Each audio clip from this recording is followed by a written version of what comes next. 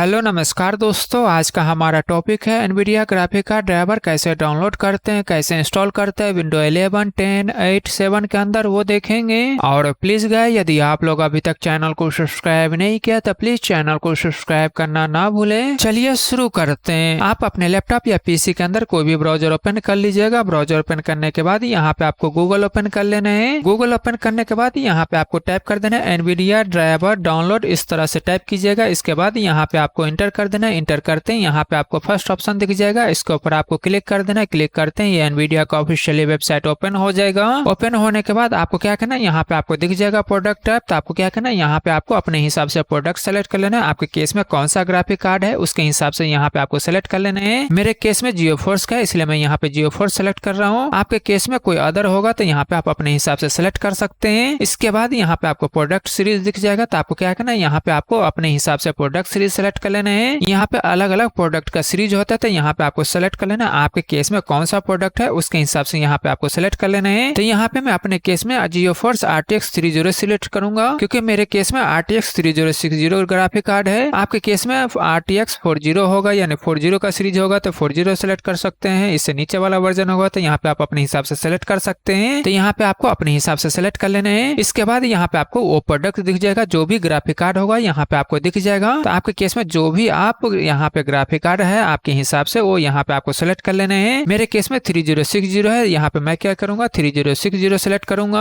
आपके केस में जो ग्राफिक कार्ड होगा वो यहाँ पे आपको सेलेक्ट करना है। इसके बाद यहाँ पे आपको दिख जाएगा ऑपरेटिंग सिस्टम, यहाँ पे आपको ऑपरेटिंग सिस्टम सेलेक्ट कर लेना है। यदि आप विंडो 11 के लिए कर रहे हैं तो यहाँ पे विंडो 11 सेलेक्ट कर सकते हैं। विंडो 10 के लिए कर रहे हैं 64 बिट के लिए तो यहाँ पे विंडो 10 के लिए सेलेक्ट कर सकते हैं। विंडो 7 के लिए कर रहे हैं तो यहाँ पे विंडो 7 के लिए सेलेक्ट कर सकते हैं। तो यहाँ पे आप अपने हिसाब से सेलेक्ट कर सकते हैं। या 32 बिट का भी होगा तो भी यहाँ पे आपको दिख जाएगा, इसको सेलेक्ट कर लीजिएगा। या 32 बिट का विंडो 7 होगा तो भी इसको सेलेक्ट कर सकते हैं। विंडो 11 है तो यहाँ पे आपको विंडो 11 सेलेक्ट कर लेना है। मेरे केस में विंडो 11 है, इसलिए मैं क्या कर रहा हूँ यहाँ पे विंडो 11 सेलेक्ट कर रहा हूँ। आपके केस में जो भी ऑपरेटिंग सिस्टम होगा यहाँ पे आपको अपने हिसाब से सेलेक्ट कर लेने हैं। इसके बाद यहाँ पे आपको डाउनलोड टैब दिख जाएगा। तो आपको क्या करना है, यहाँ पे क्लिक करना है। यहाँ पे क्लिक करने के बाद यहाँ पे आपको दो ऑप्शन दिख जाएगा। यदि आप गेमिंग के लिए करना चाहते हैं तो ये गेम ड्राइव सेलेक्ट कर सकते हैं। यदि आपको केवल स्टूडियो ड्राइव चाहिए तो यहाँ पे आप स्टूडियो ड्राइव सेलेक्ट कर सकते हैं। तो यहाँ पे आप अपने हिसाब से सेलेक्ट कर सकते हैं। इसके बाद यहाँ पे आप अपने हिसाब से लैंग्वेज भी सेलेक्ट कर सकते हैं। अब आपको क्या करना है, यहाँ पे सर्च पे क्लिक कर देना। क्लिक करते हैं इस तरह से विंडो ओपन हो जाएगा। अब आप यहाँ पे देखेंगे तो यहाँ पे आपको दिख जाएगा डाउनलोड, इसके ऊपर आपको क्लिक कर देना है। क्लिक करते हैं इस तरह से विंडो ओपन हो जाएगा। इसके बाद यहाँ पे आपको दिख जाएगा डाउनलोड। तो आपको क्या करना है, यहाँ पे डाउनलोड के ऊपर आपको क्लिक कर देना है। क्लिक करते हैं इस तरह से विंडो ओपन हो जाएगा। यानी तो आपके केस में ऑटोमेटिक डाउनलोड होना शुरू हो जाएगा। यानी तो आपके केस में भी इस तरह से विंडो ओपन होता है। तो आपको क्या करना है, आप जहाँ पे भी EXE को सेव करना चाहते हो वो पाथ सेलेक्ट कर लीजिएगा। आप अपने हिसाब से वो पाथ यहाँ पे सेलेक्ट कर लीजिएगा। उसके बाद आपको क्या करना है, सेव पे क्लिक कर देना है। क्लिक करते हैं इस तरह से EXE डाउनलोड होना शुरू हो जाएगा। डाउनलोड कंप्लीट होने के बाद आपको क्या करना है, उस फोल्डर के अंदर जाना है जहाँ आपने EXE को सेव किया है। वहाँ पे आपको इस तरह से EXE दिख जाएगा। अब आपको क्या करना है, इस EXE के ऊपर आपको राइट क्लिक करना है। इसके बाद यहाँ पे आपको दिख जाएगा प्रॉपर्टी, इसके ऊपर आपको क्लिक कर देना है। क्लिक करते हैं इस तरह से विंडो ओपन हो जाएगा। अब मान लीजिए यदि आपके केस में भी यहाँ पे अनब्लॉक दिखता है तो आपको क्या करना है, इसको टिक मार्क कर देना है। इसके बाद आपको अप्लाई पे क्लिक कर देना है। यदि आपके केस में यहाँ पे अनब्लॉक नहीं दिखता है तो आपको क्या करना है, ओके करके बाहर आ जाना है। अब हम इसको इंस्टॉल करेंगे। इंस्टॉल करने के लिए आपको क्या करना है, या तो आप इसके ऊपर डबल क्लिक करके इंस्टॉल कर सकते हैं, या नहीं तो आप इसके ऊपर राइट क्लिक करके ओपन करके इंस्टॉल कर सकते हैं, या नहीं तो आप रन एडमिनिस्टर के ऊपर आप क्लिक करके इंस्टॉल कर सकते हैं। तीनों चीज में से कोई एक चीज आप करके इसको इंस्टॉल कर सकते हैं। लेकिन मैं आपको सजेस्ट करूंगा हमेशा इसको इंस्टॉल करने के लिए आपको क्या करना है, रन एडमिनिस्टर के ऊपर ही क्लिक करके आपको इंस्टॉल करना है। इसीलिए मैं अपने केस में यहाँ पे क्लिक कर रहा हूँ। क्लिक करते हैं इस तरह से विंडो ओपन हो जाएगा। मान लीजिए यदि आपके केस में भी इस तरह से विंडो ओपन होता है तो आपको क्या करना है, यहाँ पे यस पे क्लिक कर देना है। यस पे क्लिक करते हैं इस तरह से विंडो ओपन हो जाए।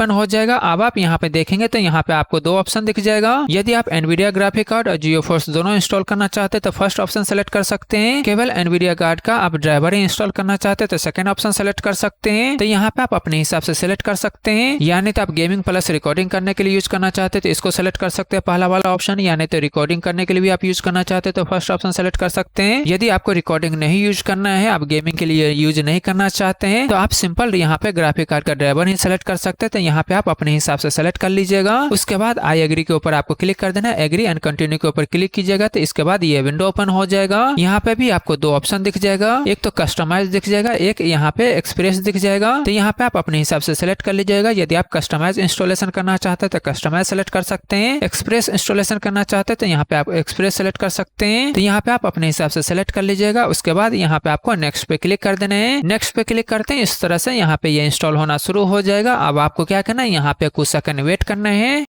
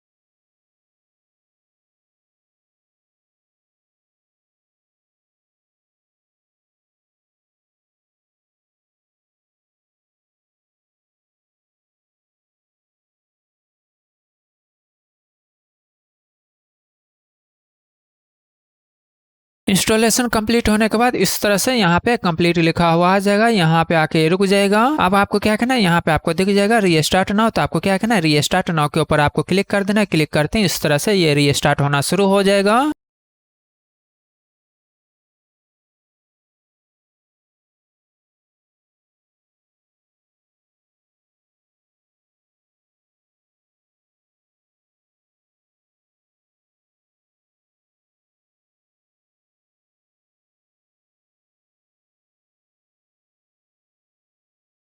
रीस्टार्ट होने के बाद इंस्टॉलेशन कंप्लीट हो जाएगा। अब यदि आप इस EXE को कहीं और सेव करके रखना चाहते हैं तो आप रख सकते हैं, या नहीं तो आप यहाँ से इसको डिलीट करना चाहते हैं तो यहाँ से आप इसको डिलीट भी कर सकते हैं। अब आप यहाँ पे देखेंगे तो यहाँ पे आपको दिख जाएगा जियोफोर्स। यदि आप इसको गेमिंग के लिए यूज करना चाहते हैं, रिकॉर्डिंग के लिए यूज करना चाहते हैं तो यहाँ से क्लिक करके आप इसको ओपन करके यूज कर सकते हैं। आप देख रहे हैं, क्लिक करते हैं इस तरह से विंडो ओपन हो जाएगा। अब आप यहाँ पे सेटिंग कर लीजिएगा, लॉग इन कर लीजिएगा। उसके बाद जो भी आप सेटिंग करना चाहते हैं यहाँ पे आप अपने हिसाब से सेटिंग कर लीजिएगा। और उसके बाद इसको आप रिकॉर्डिंग के लिए यूज कर सकते हैं, गेमिंग के लिए यूज कर सकते हैं, ओवरले के यूज कर सकते हैं, स्ट्रीमिंग के लिए यूज कर सकते हैं। यदि आप यहाँ पे एनवीडिया का कंट्रोल पैनल ओपन करना चाहते हैं तो यहाँ से क्लिक करके आप ओपन कर सकते हैं। यहाँ पे भी दिख जाएगा, यानी तो आप यहाँ पे क्लिक करेंगे तो यहाँ पे भी आपको एनवीडिया का कंट्रोल पैनल दिख जाएगा। यहाँ से भी क्लिक करके ओपन कर सकते हैं। दोनों में से कहीं से भी क्लिक कर लीजिएगा तो इस तरह से विंडो ओपन हो जाएगा। अब आप यहाँ पे देखेंगे तो यहाँ पे आपको दिख जाएगा कौन सा ग्राफिक कार्ड है, कौन सा ड्राइवर इंस्टॉल है, यहाँ पे हो दिख जाएगा। इसके बाद जो भी सेटिंग करना चाहते हैं तो यहाँ से आप सेटिंग कर सकते हैं। 3D सेटिंग करना चाहते हैं तो यहाँ से कर सकते हैं। कैप्चर साउंड के लिए करना चाहते हैं तो यहाँ से कर सकते हैं। रिजोल्यूशन चेंज करना चाहते हैं तो यहाँ से आप रिजोल्यूशन चेंज कर सकते हैं। तो यहाँ पे आप अपने हिसाब से जो भी चेंजेस करना चाहते हैं यहाँ से आप चेंजेस कर सकते हैं। अब आप यहाँ पे अपने हिसाब से जो भी सेटिंग करना चाहते हैं वो यहाँ से आप कर सकते हैं और उसके बाद आप इसको यूज कर सकते हैं। और प्लीज गाइस चैनल को सब्सक्राइब करें, लाइक करें, शेयर करें। Thank you.